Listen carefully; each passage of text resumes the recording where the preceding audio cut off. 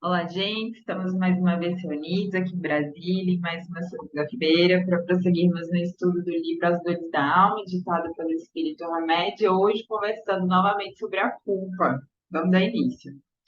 Sábios são aqueles que acumularam conhecimentos não somente através do estudo das ciências, mas também pela prática e pela observação. Sabedoria, portanto, é a soma de nossos conhecimentos coerentes, obtidos em contato com os diversos acontecimentos da vida. Não apenas o que foi adquirido pela instrução acadêmica, mas, acima de tudo, pelas experimentações, vivências, atividades e realizações nas mais variadas áreas, seja na atual existência, seja nas múltiplas encarnações que tivemos pelas noites dos tempos. Sensatez, prudência, desempenho e erudição são patrimônios intransferíveis da alma humana, alicerçados na intimidade do próprio ser.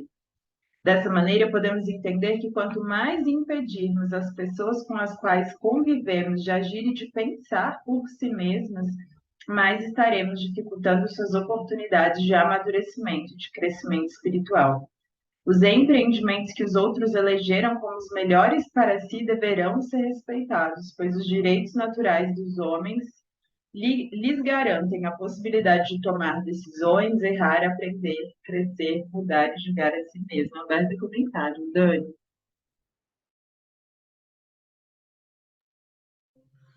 Vamos lá, então, né? Acho que essa primeira frase que já é bastante marcante, né? Sábios são aqueles que acumularam conhecimentos não somente através do estudo das ciências, mas também pela prática e pela observação, né?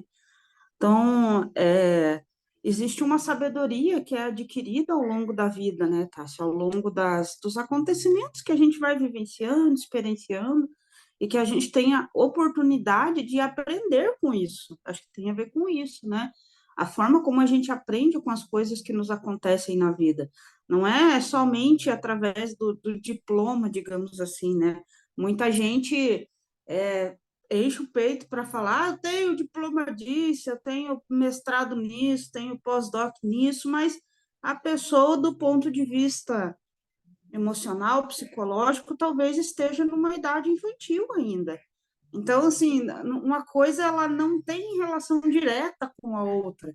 Pode ser que esteja atrelada, vinculada, mas não é uma certeza absoluta, né? Até porque, como o próprio texto traz para a gente, nós vamos construindo ao longo das nossas encarnações também, né? Adquirindo habilidades, adquirindo conhecimento que nós não perdemos. Às vezes você vê uma criança muito pequena com uma habilidade extraordinária em determinada coisa, né? E você percebe que aquilo é uma construção de outros tempos, que não é dessa encarnação dela. Às vezes até é uma habilidade de contornar situações, de analisar algumas questões, ou uma habilidade com instrumento, com alguma outra, como é que eu posso colocar? Às vezes algum artesão também, né? Alguma coisa assim, né? Alguma habilidade manual, não me veio à mente, mas seria isso, né? E de forma que as pessoas têm essa construção, né? E isso é muito bonito, e é bonito quando a pessoa consegue agir com naturalidade diante disso, né? Quando ela tem essa possibilidade, né? Vou deixar você comentar um pouco também. Ô, Dani, eu acho que é interessante também pensar que, assim, por exemplo, vamos supor, a gente está falando agora da culpa, né? Então, assim, eu me vejo culpada. Então, eu passo a fazer todos os cursos sobre culpa, me conscientizo, tomo conhecimento de mim mesmo, né? Faço todos os cursos possíveis, passo um ano estudando sobre a culpa. Mas aí também tem aquela coisa, apliquei na minha vida, porque eu posso passar 10 anos conhecendo sobre a culpa, tendo consciência de que a tenho, que é claro que já é um passo inicial, né?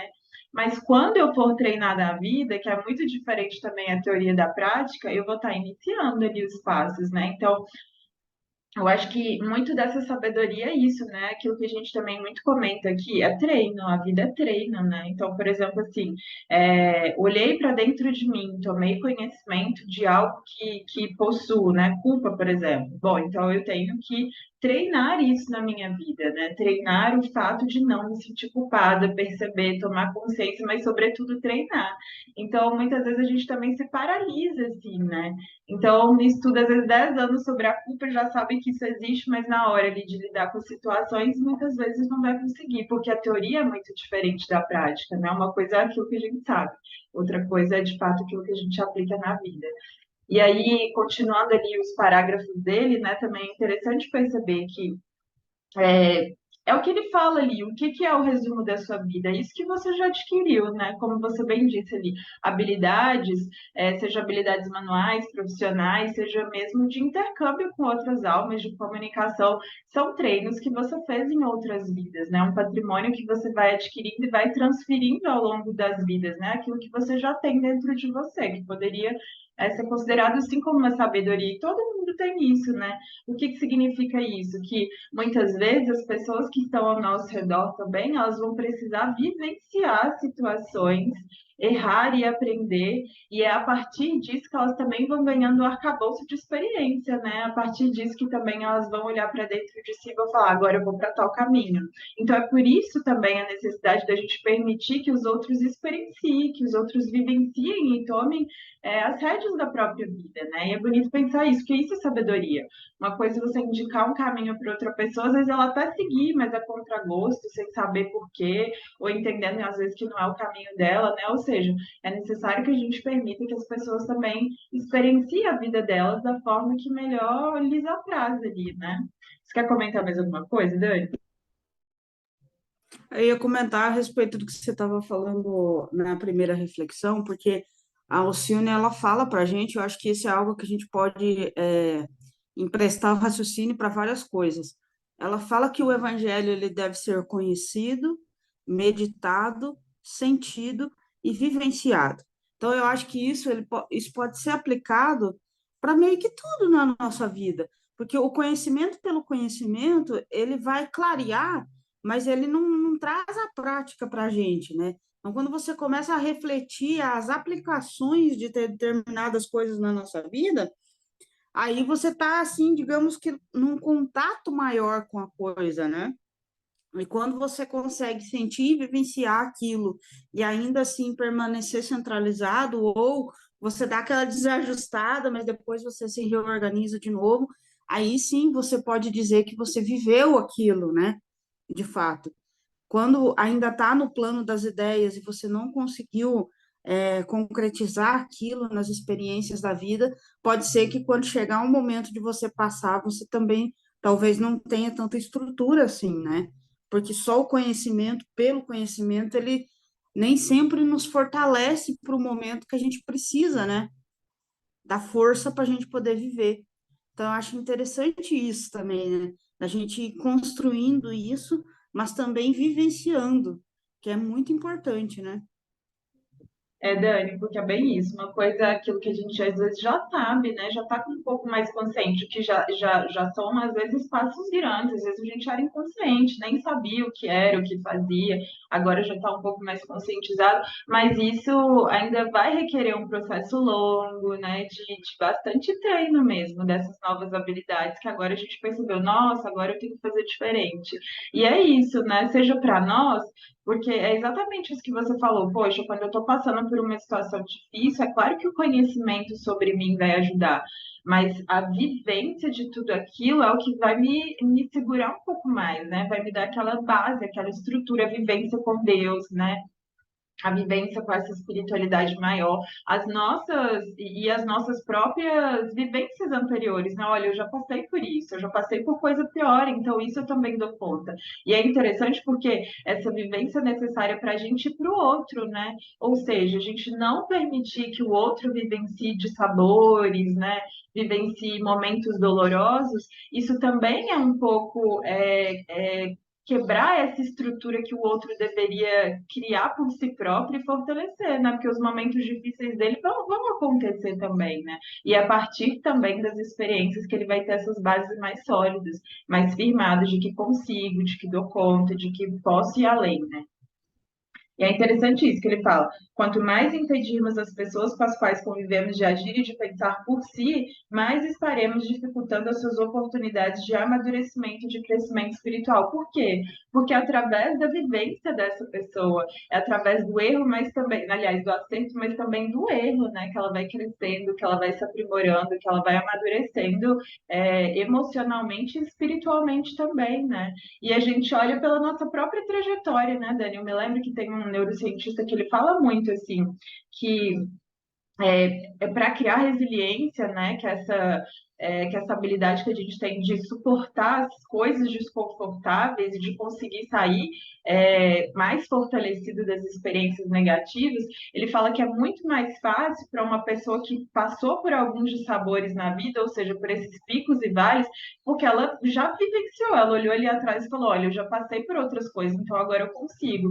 Então, às vezes, se a gente é, é, às vezes numa tentativa de proteger as nossas, né, os nossos filhos ou algum parente mais próximo desses dissabores, ao querer florear muito a vida ou não permitir que o outro passe por dificuldades, no primeiro baque ele fica, porque ele não criou essa musculatura, né? E é o que a gente fala ali da própria musculatura física, né, que a gente precisa treinar para conseguir cada vez mais pegar mais peso, espiritualmente e emocionalmente também seria assim. Então, a neurociência hoje em dia já fala, né, estudos científicos mesmo, de que é necessário que a criança passe por esses desconfortos, por esses picos e vales da vida mesmo, para que entenda assim, olha, eu sou capaz, eu estou me fortalecendo, né? Falei demais. Dani, quer falar mais alguma coisa? E são as escolhas e consequências, né, Tássia? Que quando a gente não convive com as consequências, a gente acaba não sabendo aprender a escolher também, né? Porque a gente não lidou com a consequência daquela escolha, tanto para o bem quanto para o mal, né? Quanto as coisas boas, coisas ruins, a gente precisa conviver com as escolhas né? Com as consequências das nossas escolhas, né? Vamos seguir, né? Bora, bora.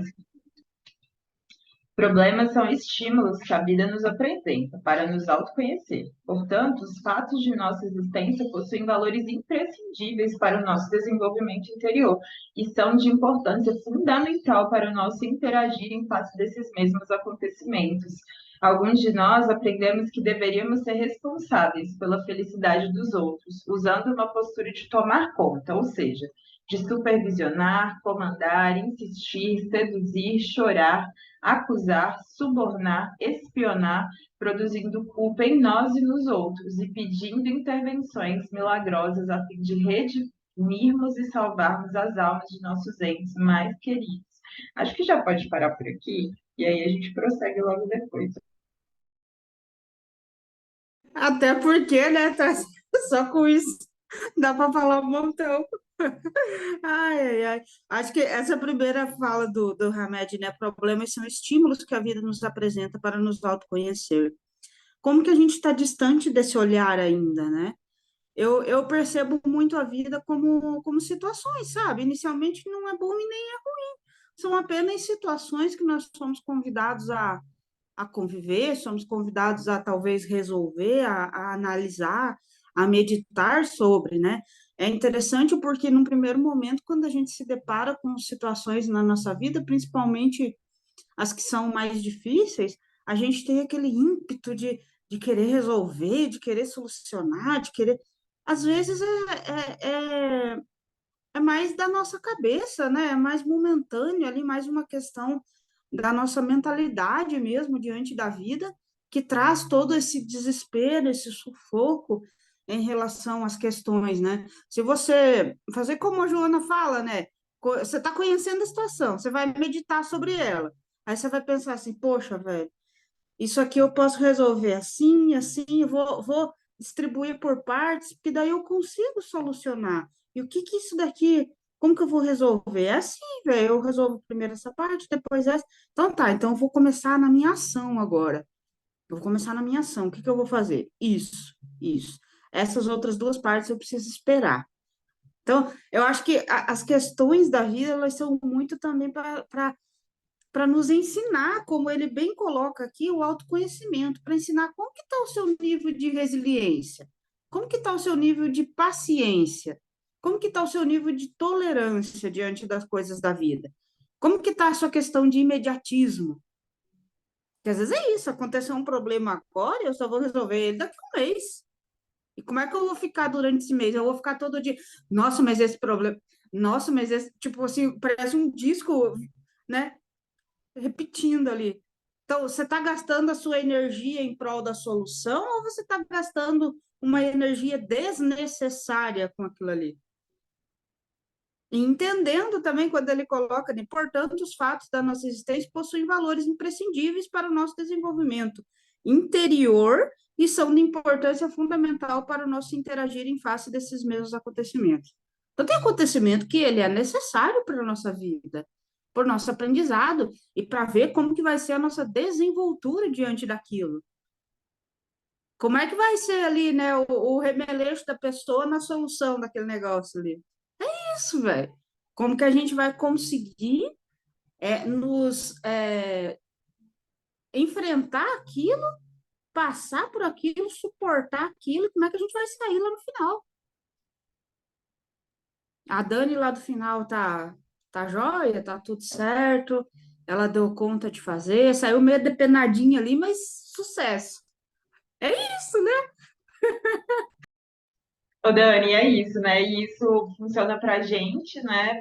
A gente olha para os nossos problemas e vê que eles são ali oportunidades, né? E que se a gente tomar isso como oportunidade, significa que a gente vai extrair um aprendizado, né? E voltando a isso que a gente está falando do outro, é a mesma coisa. Às vezes a gente quer resolver problemas do outro, mas na verdade os problemas também na vida do outro chegam com um propósito para ele, porque cada um está vivendo aqueles desafios e os problemas compatíveis com a vida, né? Ou seja, mesmo funciona mesmo para o outro.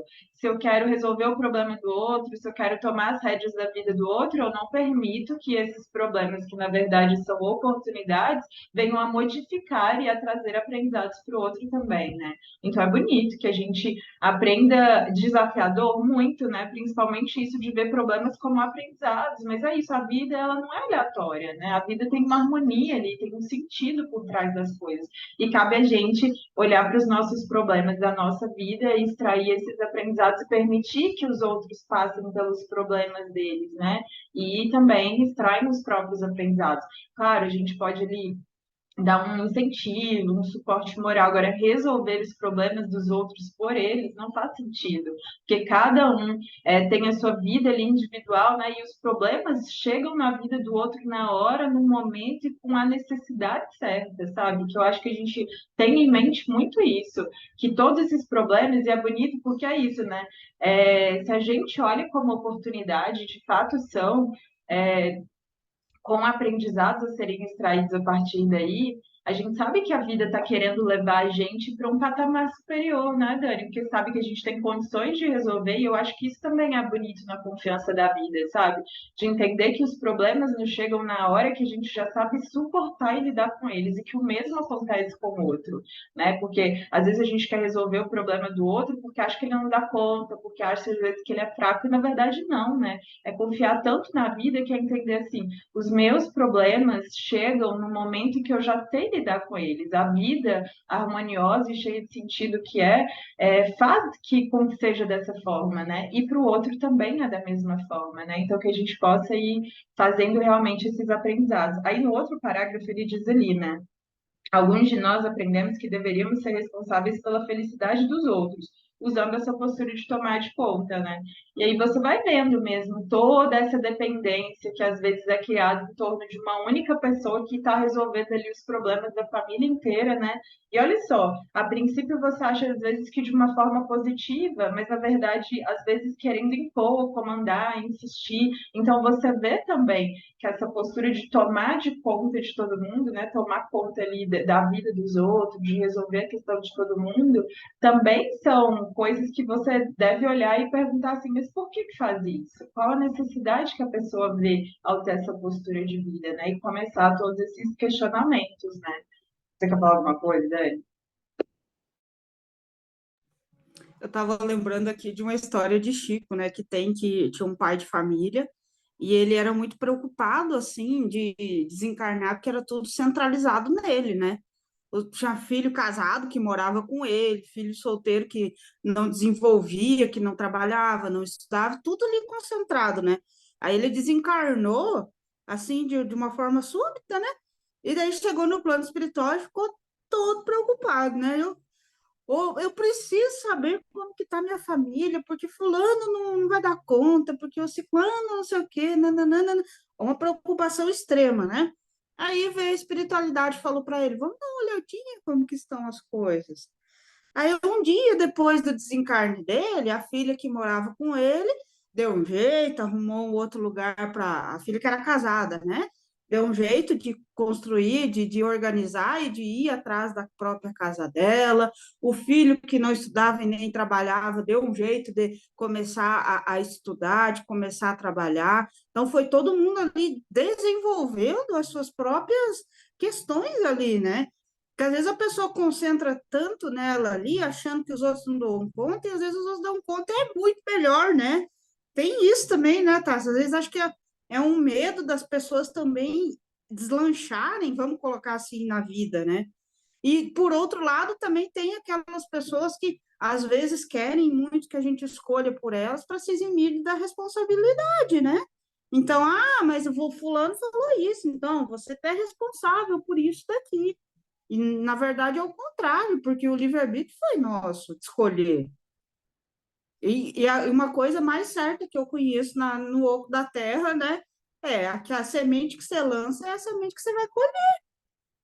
Então, né, para a gente ter consciência também desses desdobramentos, assim, daquilo que a gente escolhe, daquilo que a gente permite que o outro escolha por nós, mas ainda assim é uma escolha nossa, né? Depois não adianta a gente também, essa questão da culpa, né? Às vezes, querer culpar os outros. Não, você é o construtor da sua vida, você é responsável pela semente que você joga no solo da vida, você é responsável pelas suas escolhas. Nós, né, colocando melhor. Mas acho que deu para entender, né, assim, o raciocínio, né? Dani, achei ótimos exemplos, porque é isso, né? Porque eu acho assim, uma pessoa que, na verdade, ela centraliza tudo isso, né? Ou seja, ela acaba criando uma certa dependência no outro. Se o outro não tem esse ímpeto muito estabelecido também de autonomia, de independência, é normal que ele vai para um caminho ali mais fácil, né? Como essa história que você bem contou aí do André Luiz, né? Que o André Luiz cita, e é verdade, às vezes a gente vai criando dependência em pessoas que têm a capacidade plena, seja de escolha, seja de independência, seja de autonomia, e às vezes por próprias fragilidades nossas, né? De, por exemplo, assim, às vezes eu tenho uma autoestima muito baixa, então às vezes eu acho que as pessoas só vão me amar se eu prestar auxílio, se eu estiver auxiliando o tempo todo, né? Então tem certas coisas também inconscientes dentro da gente, né? Que você pega e se pergunta, bom, por que que eu acho que eu tenho que ficar salvando? Por que que eu acho que eu tenho que ficar o tempo todo ajudando as pessoas? Porque às vezes isso está vinculado a alguma necessidade ali que você acha que amar é prestar auxílio o tempo todo, e não é, né? Então é desconstruir muita coisa que a gente tem, né? Como ele disse ali, né? Produzindo culpa em nós e nos outros e pedindo intervenções milagrosas a fim de redimirmos e salvarmos as almas dos nossos entes mais queridos. Porque é isso, né? Às vezes a gente se sente culpado quando não ajuda uma pessoa que quer ser muito dependente da gente, né? Olha, essa pessoa tem que ser mais autônoma, essa pessoa tem que ganhar independência. Então, às vezes, fica culpado se não ajuda, mas às vezes também o outro já quer essa independência, já quer essa autonomia, e a gente tentando manter ele ali preso, como uma forma também dele não deslanchar na vida, como você bem disse, né? De gerar uma culpa ali de não, você tem que ficar aqui perto, não, sou eu que sei melhor o que é melhor para você, né? Então, são várias questões ali para a gente ir se perguntando mesmo, e que bonito, né? Vamos continuar, porque tá grande ainda, né, Dani? Vamos lá.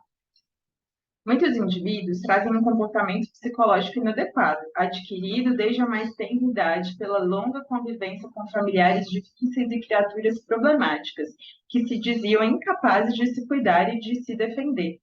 Em decorrência disso, essas crianças assumiram responsabilidades que não lhes pertenciam. e para que pudessem sobreviver emocionalmente no lar em desajuste, aprenderam a vestir a túnica de super-heróis, tentando satisfazer e suprir as necessidades da família, e se culpavam quando não conseguiam resolver esses problemas.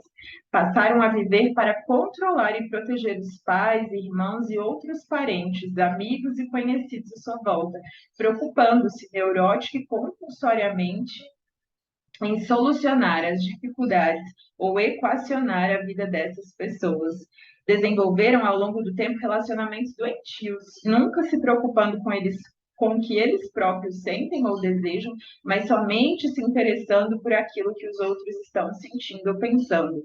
Trazem como lema: sua dificuldade é meu problema, ou sua vontade é minha vontade, assumindo obrigações pelo bem-estar, comportamento, decisões, emoções, pensamentos ou mesmo pelo destino de outras pessoas. Aberto a comentários. Ah, acho que essa parte aí é bastante puxada, porque a gente vê muito isso, né, Tássia, hoje em dia, essa questão das pessoas.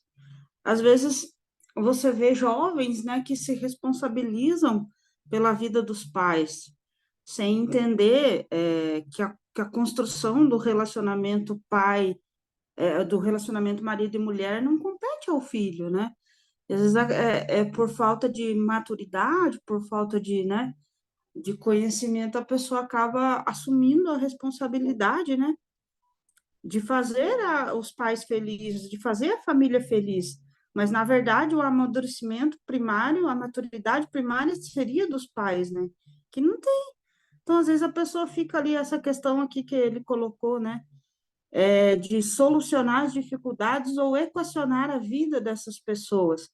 Quantas vezes você vê, às vezes, uma pessoa que ela é que segura a família toda, né? Então, ali vem a família primária, de marido e mulher, filho, de repente já tem lá um tio, uma tia, um primo, e todo mundo está ali se agarrando naquela pessoa. E aquela pessoa, ela não consegue se visualizar, ela não consegue se ver, ela não consegue olhar para si mesmo, porque ela está gastando toda a energia dela com todos à sua volta. Às vezes é uma criança que na infância nem demandava muita ajuda, às vezes ela dava conta de fazer as coisas e foi crescendo achando que ela dava conta de tudo, que dava conta de tudo e se responsabilizando por tudo. E olha que dor, né? Que é também, que peso que é, que responsabilidade que não é dela, né? Então, eu acho que eu fico ainda, sabe, com a grande questão do nosso autoconhecimento, autoconsciência. Porque quando nós nos conscientizamos de quem nós somos, nós nos conscientizamos também daquilo que podemos, daquilo que não podemos, né? Daquilo que nós devemos fazer, daquilo que não compete a nós. A gente vai conseguindo se desvencilhar e encontrar um equilíbrio nisso, porque é necessário. Não, nós vamos gastar força que é nossa com coisas que nós não vamos resolver e a nossa força está indo embora. É, Dani, e é bem isso, né? E é interessante porque é isso que ele fala, né? O que você falou ali. Às vezes a criança também não demanda quando ela é pequena, porque quando ela está em uma família muito problemática, ali, cheia de questões para resolver, ela nem se dá o direito de ter questões a serem resolvidas, né? Basicamente, o papel dela é: eu vou ficar quietinha aqui, né? E vou tentar ajudar o máximo que eu puder, porque na verdade já tem problema demais. Na verdade, eu tenho que ajudar a resolver, né? E você vê muito isso, assim, em famílias que têm vícios, né? Às vezes o pai é alcoólatra, né? Às vezes a mãe é drogada. Então a criança ela começa a lhe perceber no ambiente familiar dela de que, pera, eu tenho que ser a solução, eu não tenho que trazer mais problema, né?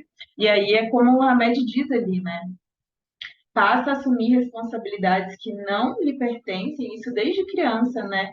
Passa a vestir essa túnica de super-herói, então desde pequena eu tomo conta de todo mundo, eu sou responsável por todo mundo, às vezes em famílias, às vezes ali muito disfuncionais emocionalmente, né? Em que a relação dos pais também é muito difícil, você vê isso com muita frequência. E aí, olha que interessante, né, Dani? Como no lar. Isso sem contar as outras vidas, né? Porque a gente já traz ali algumas bagagens de outras vidas que inconscientemente estão ali acontecendo, né? Estão criando raízes também. Mas aí você pensa assim, se ela viu isso no lar, se essa foi a postura dela de criança, né, de ser super-herói, qual vai ser a família e o perfil do parceiro que ela vai escolher, né? Então, talvez ali mantendo isso por muito, muito tempo, né? Essa mesma questão.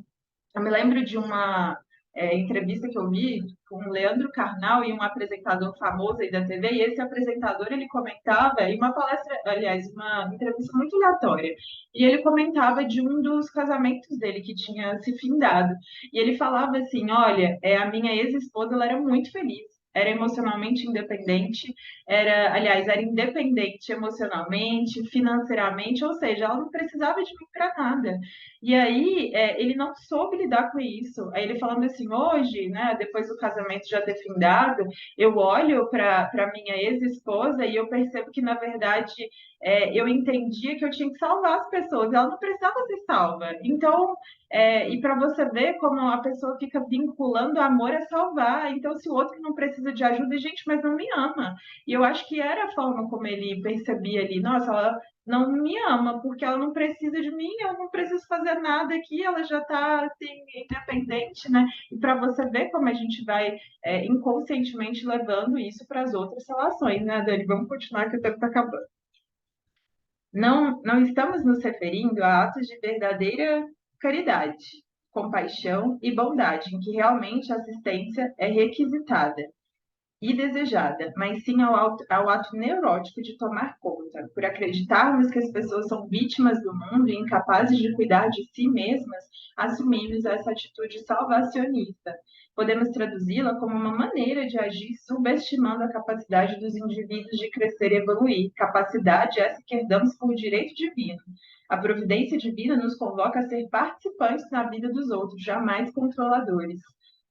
Tem meios o homem de distinguir por si mesmo o que é bem do que é mal. Deus lhe deu a inteligência para distinguir um do outro. Através da inteligência do livre-arbítrio, ele consegue discernir e optar entre um e outro. A onipresença divina nos garante Deus em toda parte, como também dentro de cada um de nós, e nos concede missões equivalentes ao nosso grau evolutivo. Portanto, Deus em nós guia-nos sempre de maneira que possamos solucionar dificuldades apropriadas às nossas possibilidades evolutivas. Não devemos utilizar indevidamente a palavra caridade como justificativa para continuarmos a fazer aos outros o que eles sabem, podem e são capazes de fazer. Dessa forma, procuremos não distorcer a mensagem de Jesus Cristo sobre o amor ao próximo, visto que o auxílio real entre as criaturas está alicerçado nas trocas benéficas a que todos nós somos convocados a realizar. Mas devemos aprender quando não dar e quando não executar tarefas da responsabilidade de outras pessoas, pois isso também faz parte da lei de amor. Aberto comentário, Dani. Sabe o que me veio à mente? A espiritualidade que não desce, não erra com a gente, que não desce, não faz as coisas que nós devemos fazer por nós. Eu lembrei de uma frase do Padre Fábio, né? Assim, bem aleatória, mas ele fala que ele estava atravessando a rua, ele fala assim, quando eu atravesso a rua, eu olho dos dois lados. Por quê? Eu sei que eu sou cuidado pela espiritualidade, mas eu sei aquilo que compete a mim também, né? Então, assim, eu acho extremamente importante a gente ir criando essa consciência. A gente não vem com isso, né, Tássia? A gente é um embrião ainda em termos de reflexão, de compreensão da vida, de consciência das coisas, mas a gente tem condições hoje de ser um pouquinho melhor que ontem, né? Então, da gente ir construindo isso em nós, essas percepções diante da vida, daquilo que é nosso, daquilo que é do outro, de onde a gente deve depositar o nosso esforço, onde a gente deve esperar um pouquinho mais. É isso. Deus nos dá essa sabedoria, é o que o remédio colocou aqui. Nós temos essa capacidade. Acho que a gente pode se conectar mais com a espiritualidade, né? Deixar você falar, porque eu não sei quanto tempo tem. E eu acho assim, né, Dani? É isso que ele falou ali. A lei de amor, que também faz parte da lei de amor, né? Aprender quando não dar e não executar as tarefas que são de responsabilidade do outro. Que bonito, sabe? Porque tem um parágrafo ali que ele também fala assim, né? Deus que sabe quem nós somos mais do que nós mesmos, né? Ele sabe o que é compatível, as experiências que são compatíveis, as missões que são compatíveis com a nossa alma. Ou seja, você acha que ia dar, que Deus, nessa sua generosidade, nessa bondade, nesse amor infinito, ia dar ao outro experiências que ele não é capaz de resolver? Missões que ele não é capaz de solucionar, né? Problemas que ele não é capaz de solucionar. Então, é confiar muito na espiritualidade amiga, né? E eu acho que ver os nossos familiares, os nossos entes queridos como pessoas que dão conta e que é muito mais o nosso papel estimular essa autonomia, essa independência do que colocar ali debaixo da asa, né? Quer dizer, a gente tem mesmo que falar, olha, você dá conta, eu confio em você, sei que é o melhor a se fazer nesse momento, né? Então, é muito mais ver os outros como ele diz ali, né? Como tá todo mundo colaborando um para o outro, ou seja, lado a lado, não tem superior e inferior, né? Porque muitas vezes nessa postura da gente querer salvar, a gente se coloca muito numa posição de superioridade de que eu sei o que é melhor para você, que então é pequeno, né? E não, tá todo mundo ali juntos, caminhando juntos, lado a lado, né, Dani? Pode findar esse E colocar nessa postura também de superior acaba atrapalhando o nosso receber também, né, Tassi? Que nos coloca como se a gente não necessitasse. Essa troca é importante, porque é um reabastecimento, né, também.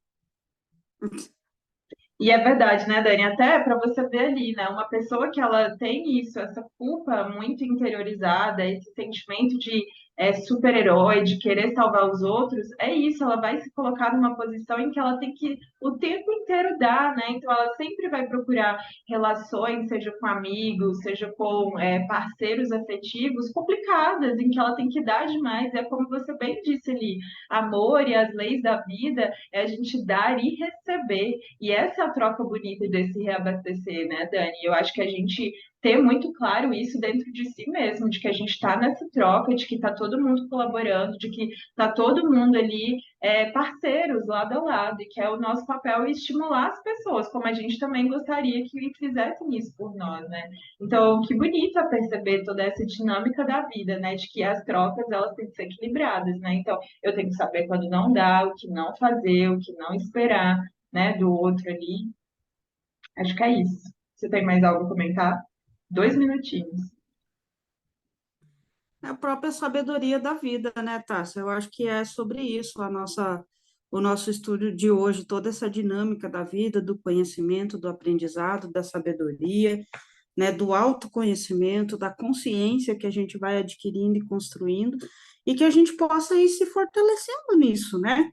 Que os nossos conhecimentos, eles tragam essa paz para nós, essa paz no escolher. Eu, para mim, acho que uma das coisas mais belas da vida dos últimos tempos foi justamente essa construção de que eu sou responsável, sabe? E daquilo que eu consigo fazer, que eu não consigo fazer, ter esse entendimento para você não se esticar demais em algo que você não precisa, sabe? Você não depositar suas forças onde não é necessário, onde a própria vida vai trabalhar aquela dinâmica ali e ela vai se resolvendo, porque tem escolha de outras pessoas envolvidas naquilo ali, você entender, sabe, o que é seu, o que não é. Cara, isso é uma das coisas mais lindas e mais revolucionárias que nós podemos fazer por nós, porque isso vai afetar a nossa saúde mental, vai afetar a nossa vida espiritual, vai afetar a nossa vida no dia a dia. Às vezes não é porque nós não temos tempo para as coisas, às vezes é porque o nosso tempo ele é mal distribuído. A gente não sabe onde colocar verdadeiramente o nosso tempo, a nossa ação. Então a gente pode aprender isso. Às vezes a gente vive num mundo atribulado, mas ele não é tão atribulado por ser atribulado, é atribulado porque a nossa mente assim está. Então, o nosso trabalho de ir clareando isso, de ir mapeando isso e organizando, que a gente tem condições de viver de uma maneira mais tranquila, mais serena, mais em paz, né? Dani, eu acho, só para findar mesmo, que quando a gente confia na vida e a gente entrega mesmo, né? A gente sabe ali nosso limite do que fazer e não fazer, a gente confia na vida, a gente passa também essa visão para o outro de que ele é capaz, sabe? Que bonito é a gente ter relações em que a gente deixa a pessoa ser quem ela é, confia que a vida vai saber o que faz, né? E que ela é capaz. Então, é isso, você vai vendo que a vida vai se resolvendo, que a gente não precisa tomar conta de tudo e nem deve, né? Porque a parte que nos cabe é a parte que nos cabe. E não é a do outro, é a nossa, né? E autorresponsabilidade, sobretudo, até nisso, né? Então é isso, um beijinho, que a gente possa ter uma boa semana, muito obrigada, foi ótimo. E até semana que vem, se Deus nos permitir, né? Também um beijinho, gente. Até logo. Fiquem